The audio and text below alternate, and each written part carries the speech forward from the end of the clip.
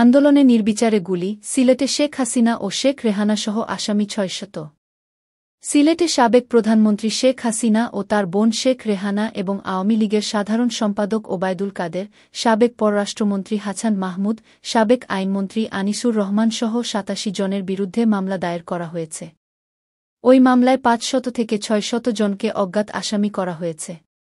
বুধবার ২১ August Sylhet metropolitan ম্যাজিস্ট্রেটের প্রথম ও দ্রুত বিচারিক আদালতে মামলাটি করেন সিলেট জেলা ছাত্রদলের ভারপ্রাপ্ত সভাপতি মো. জুবের আহমদ। গত ৪ আগস্ট সিলেট মহানগরের বন্দরবাজার এলাকার কোর্ট পয়েন্টে ছাত্রজনতার আন্দোলনে পুলিশ এবং আওয়ামী লীগ ও তার অঙ্গসহযোগী সংগঠনের নেতাকর্মীদের নির্বিচারে গুলি ও হামলার অভিযোগে ওই মামলাটি করা হয়। মামলার বাদী জুবের আহমদ সিলেট মহানগরের আম্বরখানা ইলেকট্রিক সাপ্লাই এলাকার কলবাখানী জালালি ৪১ নং বাসার মৃত সিরাজুল ইসলামের ছেলে।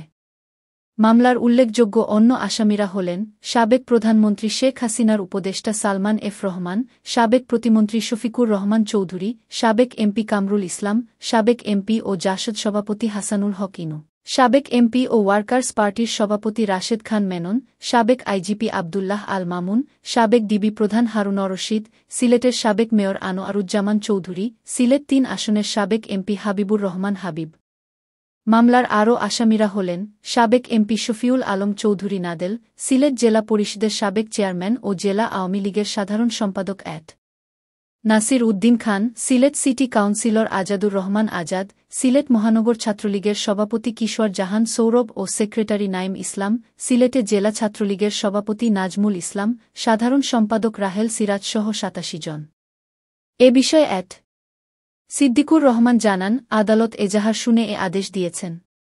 এই মামলা এখন থানায় যাবে, তারপর তদন্ত করে আসামিকে ধরবে। এছাড়াও আদালতকে বলেছি অস্ত্রগুলো উদ্ধার করার জন্য। বাদী মো.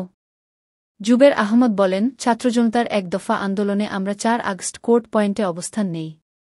এ সময় শেখ হাসিনার নির্দেশে সিলেটের আওয়ামী লীগ, ছাত্রলীগ, যুবলীগের কয়েক নেতাকর্মী দেশীয় ও বিদেশি আগ্নেয়াস্ত্র নিয়ে বন্দর কোর্ট পয়েন্টে ছাত্রজনতার উপর অতর্কিত হামলা ও গুলি করে। আমি কোর্টে মামলা দায়ের করেছি। মামলাটি আমলে নিয়েছে আদালত। তিনি আরও বলেন, দ্রুত তাদের আইনের আওতায় এনে শাস্তি দেয়া হোক এবং এই মামলায় যেন জাতীয়তাবাদী কোনো আইনজীবী না দাঁড়ায় এটা প্রত্যাশা করছি। ভবিষ্যতে যাতে এই সন্ত্রাসীরা এই ভয়ঙ্কর অস্ত্র ব্যবহার করে নাশকতা না করতে পারে সেজন্য প্রশাসনকে ওই অবৈধ অস্ত্রগুলো উদ্ধার করার অনুরোধ করছি। তা না হলে আবারও ছাত্রজনতা আন্দোলন করবে এদের প্রতিহত করার জন্য।